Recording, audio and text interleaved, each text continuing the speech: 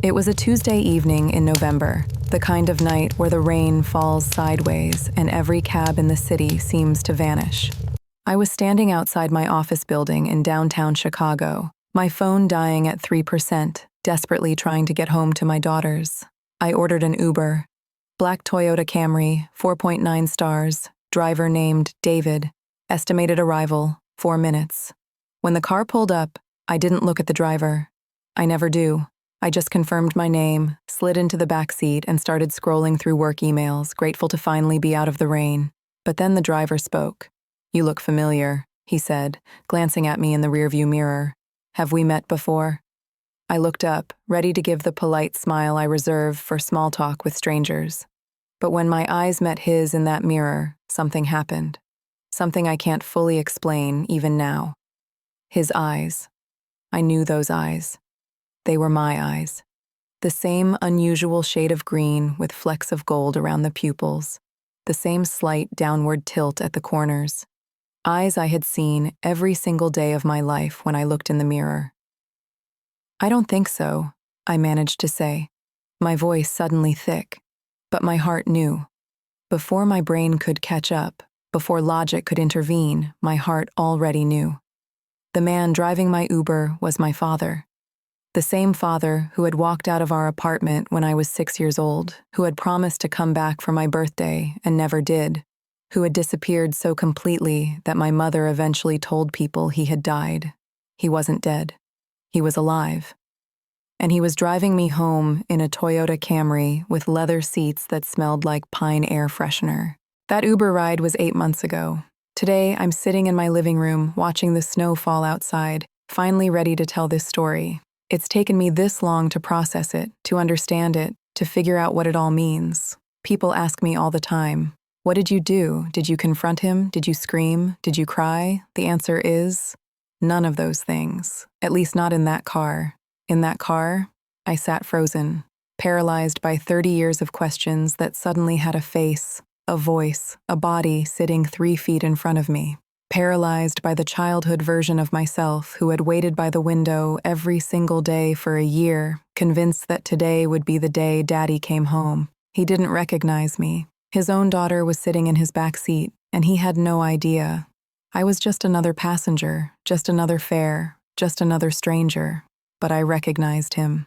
Despite 30 years, despite the gray hair and the wrinkles and the extra weight, I recognized him. And in that 23-minute ride from my office to my home, I made a decision that would change my life forever. I decided to find out why he left, why he never came back, why he chose to forget that I existed. And what I discovered was so much more complicated than I ever imagined. Before I tell you what happened after that ride, let me take you back to the beginning. Let me tell you about the father I remember, the day he disappeared, and the 30 years I spent wondering if I was the reason he left. My earliest memories are filled with my father. I remember his laugh, this big, booming sound that seemed to fill up our entire apartment. I remember the way he would throw me up in the air and catch me, and how I never once felt afraid because I knew with absolute certainty that he would never let me fall. I remember Sunday mornings when he would make pancakes shaped like Mickey Mouse, and how proud he was when I cleaned my plate. I remember falling asleep on his chest while he watched football, the rumble of his voice vibrating through me as he yelled at the television.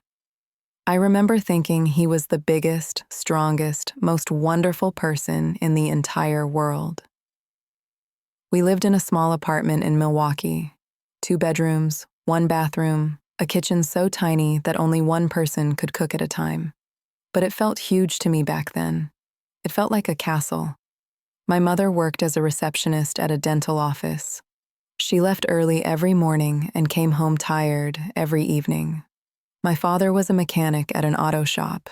His hands were always rough, always stained with grease that never quite washed out.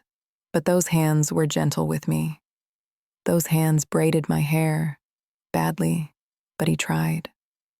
Those hands pushed me on the swings at the park across the street. Those hands held mine when I was scared of the dark. For 6 years, he was my whole world. Looking back now, I can see the cracks that I couldn't see then, the arguments that happened after I was supposed to be asleep, The way my mother's smile became tighter and more forced as the months went by. The bills that piled up on the kitchen counter.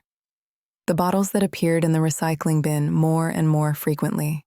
But at 6 years old, I didn't understand any of that. I just knew that I had a daddy who loved me, and that was enough. I remember the day he left like it was yesterday, February 14th, Valentine's Day. I had made him a card at school, a red paper heart with glitter glue and stickers. "I love you, Daddy," written in my careful, crooked handwriting. That morning, everything seemed normal. Mom made toast, Dad drank his coffee, I ate my cereal and chattered about the Valentine's party we were having at school. But there was something in the air, something heavy that I was too young to name. My parents weren't fighting. They weren't even talking. They moved around each other like strangers, like two people who happened to be sharing the same space, but had nothing left to say. Dad drove me to school that morning. He seemed distracted, quieter than usual. I remember asking him if he was okay, and he looked at me with this expression I didn't understand then, but recognize now. It was guilt. It was goodbye. "I love you, pumpkin," he said as I unbuckled my seatbelt. "Don't ever forget that, okay? No matter what happens, Daddy loves you." I thought it was a strange thing to say. But I was 6, and I was excited about the party, so I just said, "I love you too, Daddy," and ran into school without looking back. When I came home that afternoon, clutching my Valentine's cards and a bag of candy hearts, he was gone. Not just out, gone. His clothes were missing from the closet. His razors were gone from the bathroom. The photograph of him and me at the zoo, the one that had sat on his nightstand for as long as I could remember, had vanished. My mother was sitting at the kitchen table, staring at a piece of paper. She had been crying. Her mascara had left black tracks down her cheeks, making her look like a sad clown. "Where's Daddy?" I asked. She looked at me, and something in her face broke. She pulled me onto her lap and held me so tight I could barely breathe. "Daddy had to go away for a while, baby. He had to go take care of some things. When is he coming back?" She was quiet for a long moment. Too long. "I don't know, sweetheart. I don't know." I waited for him to come back. Every single day, I waited. I would sit by the window in our living room, watching the street below, convinced that any minute now, his old blue truck would pull up and he would jump out with a big smile and say it was all a mistake, a misunderstanding, that he would never leave me. My birthday came 3 weeks after he left. I turned 7 and I made a wish on my candles. The same wish I would make for the next 10 years. I wished for my daddy to come home. He didn't come. But a card arrived, a store-bought card with a cartoon princess on the front and a $20 bill inside. No return address, no explanation, just his signature. "Love, Dad." My mother tried to throw it away, but I saved it. I hid it under my mattress like a treasure. That card was proof that he was still out there somewhere, proof that he still remembered I existed, proof that maybe, just maybe, he would come back for me. More cards came over the years, birthday cards, Christmas cards. Sometimes a $50 bill, sometimes 100. Never a return address, never a phone number. Never any real communication at all. Just these impersonal pieces of paper that said nothing and everything at the same time. My mother refused to talk about him. When I asked questions, where did he go? Why did he leave? When is he coming back? She would get this look on her face, this mixture of pain and anger that frightened me into silence. Eventually, I stopped asking, but I never stopped wondering. Grandma Rose moved in with us after he left. She said it was to help my mother with childcare, but I think it was more than that. I think she was worried about us, worried about my mother, who cried herself to sleep for months, worried about me, this quiet, serious little girl who sat by windows and waited for someone who was never coming. "Your father was a complicated man," Grandma Rose told me once when I was about 10. "Some people just aren't built to stay, sweetheart. It doesn't mean he didn't love you. It just means he couldn't love you the way you deserved." I didn't understand what she meant. How can you love someone and leave them? How can you love someone and disappear without a word? How can you love someone and send them money instead of your presence? It took me 30 years to understand, and even now, I'm not sure I fully do. Growing up without a father shaped me in ways I didn't recognize until I was much older. I became fiercely independent, not because I wanted to be, but because I was terrified of depending on anyone. I watched my mother collapse after he left, watched her struggle to rebuild herself piece by piece, and I swore I would never be that vulnerable. I excelled in school. Straight A's, honor roll, valedictorian. Part of it was genuine love of learning, but a bigger part, a part I didn't want to admit, was proving him wrong. Proving that I was worth staying for, proving that his leaving was his loss, not mine. Every achievement was a silent scream. Look at me, Dad, look at what you missed. But the anger was only part of it. Underneath the anger was something worse, a profound sense of unworthiness that I carried like a stone in my chest. If my own father didn't want me, how could anyone else? If the first man who was supposed to love me unconditionally chose to walk away, what did that say about me? I dated boys who were emotionally unavailable. I pushed away anyone who got too close. I sabotaged relationship after relationship, waiting for them to leave first, so at least I would be prepared this time. My therapist, yes, I've been in therapy for years, calls it preemptive abandonment. I call it survival. When I was 14, I got curious. The internet was just becoming a real thing, and I thought maybe I could find him. I searched his name, looked through white pages, tried everything I could think of. Nothing. It was like he had vanished from the earth. I asked my mother for information, his social security number, his birthday, anything that might help me track him down. She refused. "He's gone, Rachel," she said, her voice hard in a way I rarely heard. "He made his choice. Let it go." But I couldn't let it go.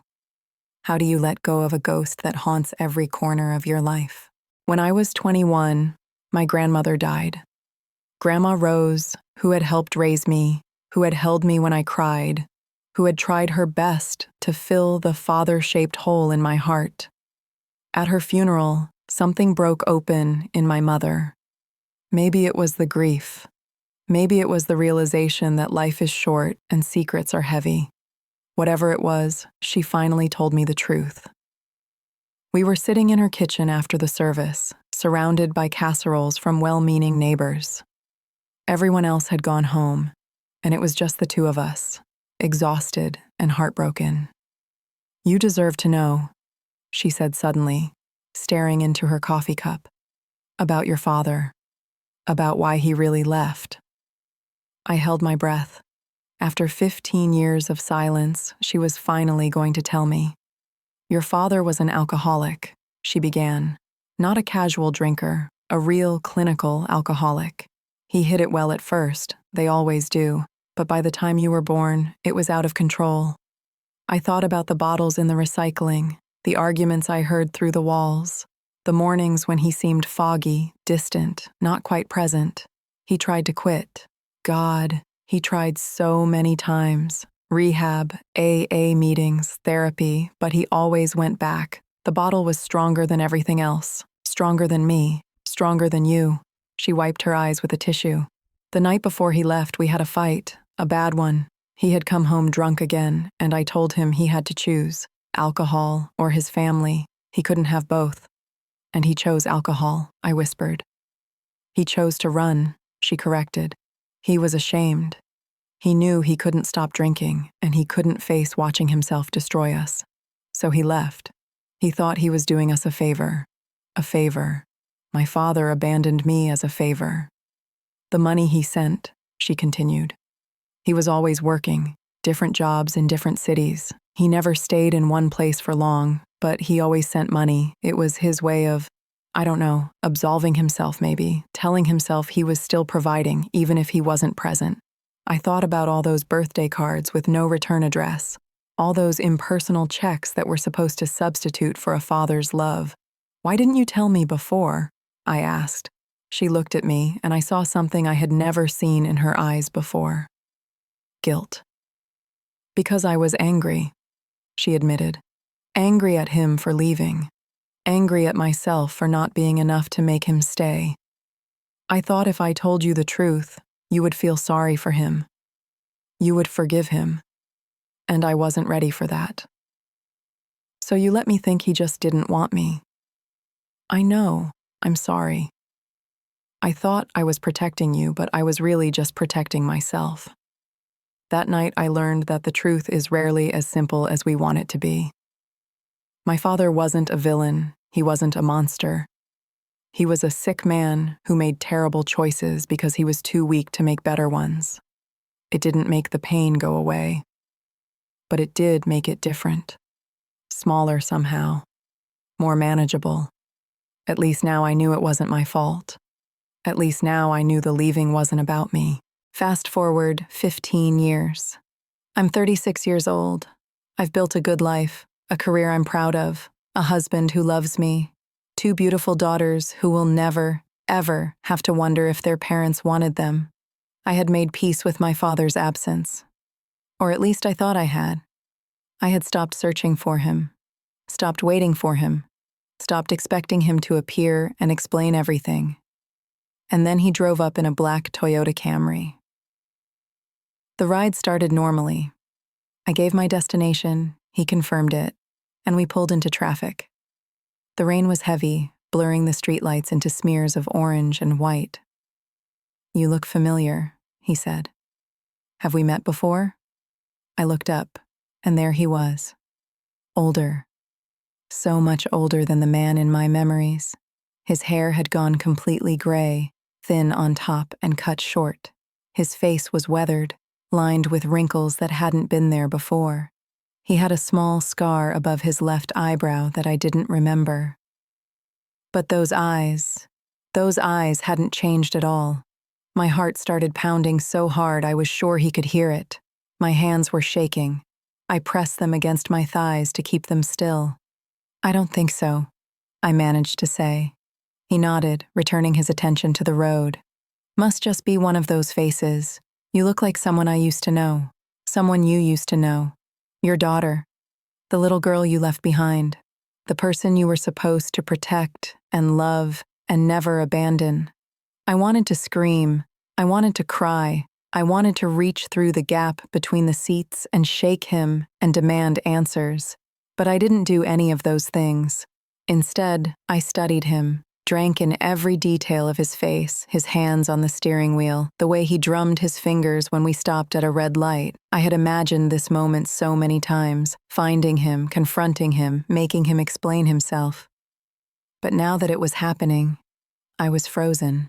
The silence in the car was unbearable. I couldn't just sit there for 20 more minutes, staring at the back of my father's head, saying nothing.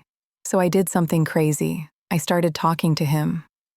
Busy night? I asked, trying to keep my voice casual. Not too bad. Rain always brings out more riders.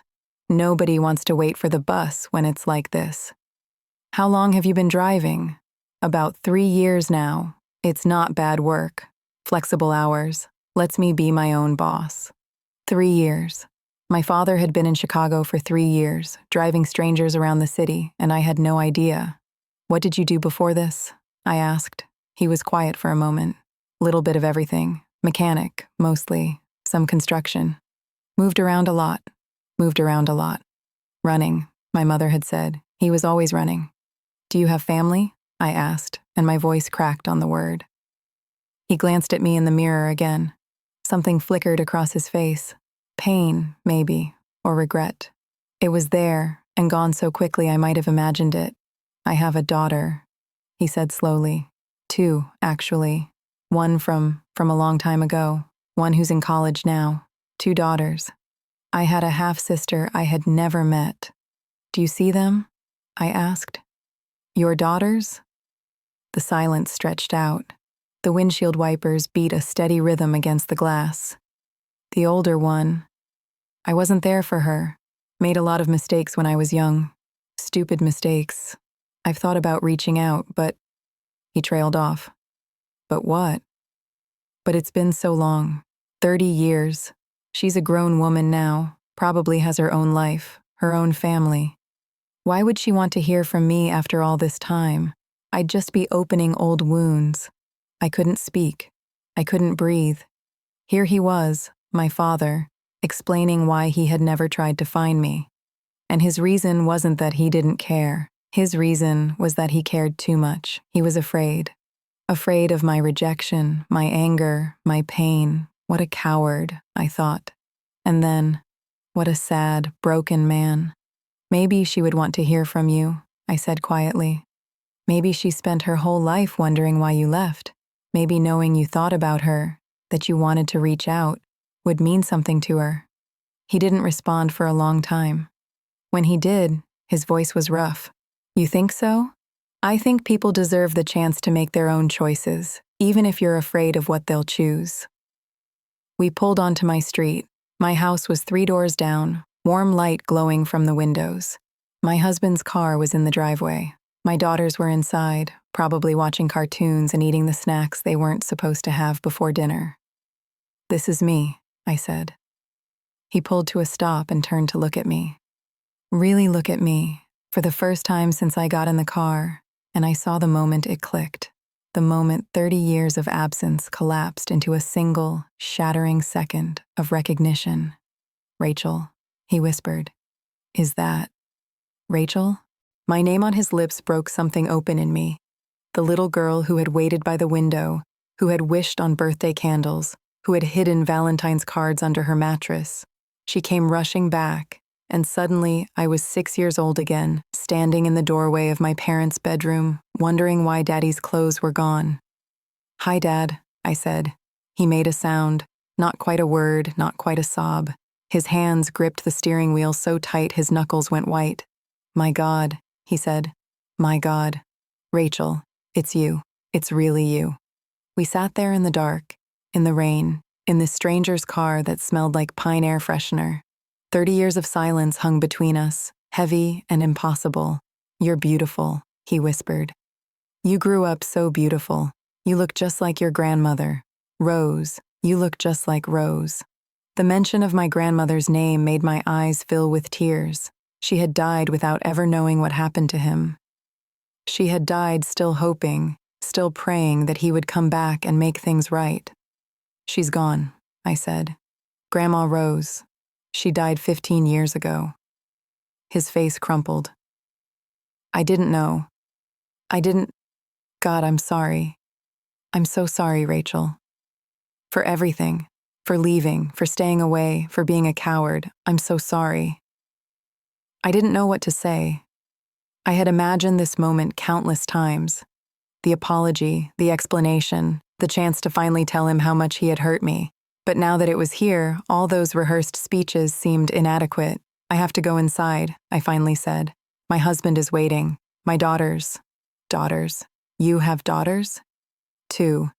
Lily is 8. Emma is 5. He closed his eyes, and tears slipped down his cheeks. I'm a grandfather, he said. I have grandchildren. I opened the car door. The rain had slowed to a drizzle. I was about to step out when he grabbed my hand. Will I see you again? He asked. I know I don't deserve it.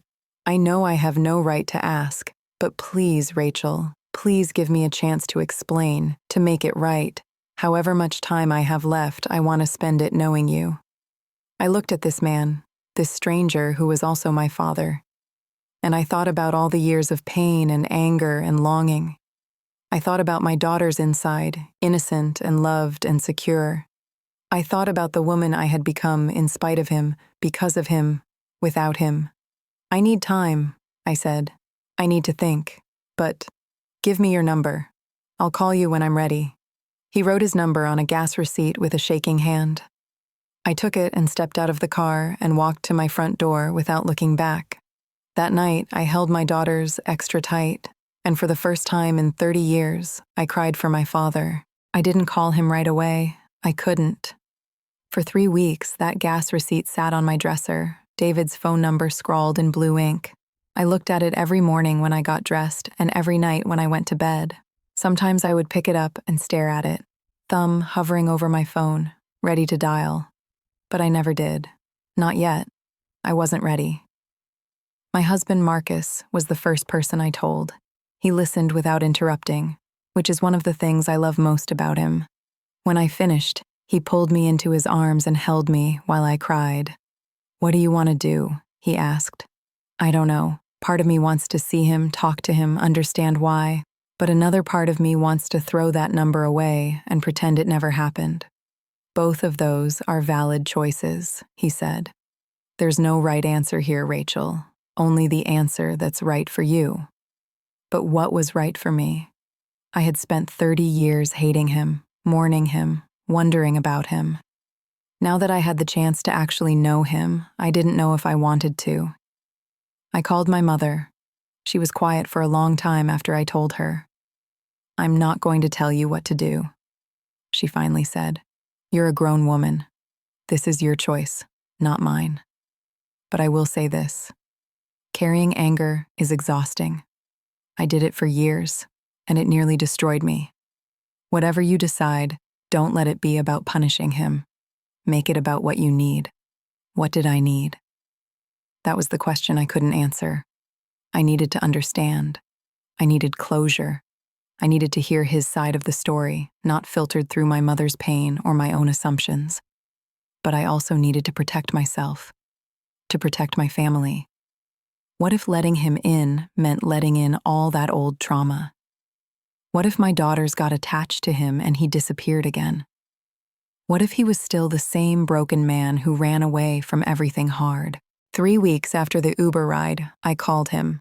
My hands were shaking so badly I could barely hold the phone. It rang twice before he picked up. "Hello?" His voice was cautious, uncertain. "It's Rachel." I heard him exhale, a long, shaky breath that told me he had been waiting for this call, hoping for it, dreading it. "Thank you for calling," he said. "I wasn't sure you would." "I wasn't sure either, but I need to understand, Dad. I need to know why." We agreed to meet at a coffee shop the following Saturday. Neutral ground, public space, a place where I could leave if it became too much. I arrived 15 minutes early. I wanted to be settled, composed, in control when he walked in. But when I saw him come through the door, this gray-haired man in a worn jacket, scanning the room with anxious eyes, all my carefully constructed composure crumbled. He spotted me and walked over. For a moment, we just stood there, looking at each other. 30 years of absence, a lifetime of questions. "Hi, Pumpkin," he said softly, and something in me shattered. We sat down, we ordered coffee that neither of us drank, and then, finally, he started to talk. He told me about the drinking, about the shame, about the night he realized he was destroying everything he loved and decided the only way to save us was to leave. "I know it sounds crazy," he said. "I know it sounds like an excuse, but in my mind, at the time, I was the problem. I thought if I removed myself from the equation, you and your mom would be okay. You would be better off without me dragging you down." "We weren't better off," I said. "I grew up without a father. Do you have any idea what that did to me?" He closed his eyes. "I can imagine, and I've hated myself for it every single day for 30 years. He told me about the years after he left. The drinking got worse before it got better. He bounced from job to job, city to city, always running from himself. He hit rock bottom in Denver when he was 42, woke up in a hospital after nearly drinking himself to death. That was my wake-up call," he said. "I got sober, for real this time. I've been sober for 20 years now." 20 years. He had been sober for 20 years, and he never tried to find me. "Why didn't you come back?" I asked. "If you were sober, if you were better, why didn't you come home?" His face crumpled. "Because I was ashamed. Because I didn't think you could ever forgive me. Because your mother told me, when you were about 12, that you had stopped asking about me, that you had moved on. I thought you were happier without me." "I was never happier without you. I just learned to survive without you. There's a difference." We talked for 3 hours. He told me about getting married again, about my half-sister Sarah, about the life he had built in his sobriety. A small life, a quiet life, but a stable one. "I tried to do it right the second time," he said. "I was there for Sarah. Every birthday, every school play, every scraped knee. I thought about you constantly. I wondered what you were doing, who you had become, but I convinced myself that reaching out would only cause you pain. A month after that first meeting, I met my half-sister. Her name is Sarah, and she's 22 years old. She has our father's eyes, those same green eyes with gold flecks that I see in the mirror every day. She's in her last year of college, studying to be a social worker. Our father arranged the meeting. He was nervous about it, afraid, I think, that we would hate each other, that the evidence of his second family would be too painful for me to accept. But Sarah and I connected immediately. Maybe it was the shared DNA. Maybe it was the fact that we had both spent our lives loving a complicated, imperfect man. Whatever it was, I felt like I had known her my whole life. I always knew about you, Sarah told me. Dad talked about you all the time. He had a picture of you, a school photo from when you were about 7. He kept it in his wallet until it fell apart. I thought about all those years I spent convinced he had forgotten me. He hadn't. He had carried me with him, literally, this faded photograph of a gap-toothed little girl who grew up without him. Why didn't he ever reach out? I asked her. Sarah shrugged. He was scared. Dad spent most of his life running from things that scared him. It took him a long time to learn how to stay. Do you think he's learned now? She smiled. I think he's trying. That's all any of us can do, right? Try to be better than we were yesterday. I introduced Sarah to my daughters a few weeks later. Lily was fascinated by her, this new aunt who appeared out of nowhere, who painted her nails and taught her TikTok dances. Emma was more cautious, but she warmed up eventually. Kids are resilient that way. They accept love wherever it comes from. It wasn't easy. I want to be clear about that. Letting my father back into my life was one of the hardest things I've ever done. There were setbacks, moments when the old anger would flare up and I would question everything. Arguments with my mother, who struggled to accept that I could forgive the man who had hurt her so deeply. Therapy sessions where I sobbed for the childhood I lost, the father I needed, the little girl who waited by the window. But there was also grace. Small moments of connection that started to outweigh the pain. He came to Lily's school play, sat in the back row, trying not to draw attention, but I saw his face when she took her bow. He was glowing with pride. Pride for a granddaughter he had only known for a few months. He taught Emma to ride a bike, spent 3 hours in the driveway, patient and encouraging, holding on to the back of her seat until she was ready to go on her own. "You've got this," he kept saying. "I believe in you." He told me stories about my grandparents, people I had barely known. He showed me photographs I had never seen. He filled in pieces of my history that had been missing for 30 years. And slowly, cautiously, we built something new. Not the father-daughter relationship we should have had. It was too late for that. But something else. Something that acknowledged the past while reaching toward the future. Is it perfect? No. Do I still have moments of anger, of grief, of wondering what might have been? Absolutely. But I've learned that forgiveness isn't about forgetting. It's not about pretending the hurt didn't happen. Forgiveness is about choosing to carry the pain differently. Choosing to make room for something new alongside the old wounds. My father made terrible choices. He hurt me in ways that shaped my entire life. But he's also a human being. Flawed, afraid, trying his best with the broken tools he was given. I can hold both of those truths at once. I can be angry at what he did and still be grateful that he's here now. I can mourn the childhood I lost and still build new memories with my daughters and their grandfather. That's what healing looks like, I think. Not erasing the past, but making peace with it. If you're watching this and you've been abandoned by someone who was supposed to love you, a parent, a partner, a friend, I want you to know something. Their leaving was not your fault. I spent 30 years believing that there was something wrong with me. Something unlovable. Something broken. Something that made my own father walk away. But that was never true. His leaving was about his brokenness, not mine. You are worthy of love. You are worthy of presence. You are worthy of people who stay, and if the person who left you ever comes back, ever wants to make amends, you get to choose what happens next. You get to decide whether to let them in or keep them out. Both choices are valid. Both choices are yours. Forgiveness is not required. Reconciliation is not required. The only thing required is that you do what's right for you. For me, letting my father back in was the right choice.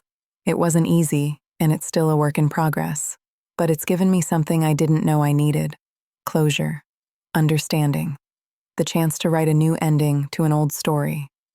Your story might have a different ending. That's okay. The most important thing is that you get to write it. That rainy Tuesday night, I got into an Uber expecting nothing more than a ride home. Instead, I got my father back. 30 years of silence broken by a stranger's question. "You look familiar. Have we met before?" We had met. Once upon a time, he was my whole world. Then he was my biggest wound. And now he's something in between, a work in progress, a relationship being rebuilt, one awkward conversation at a time.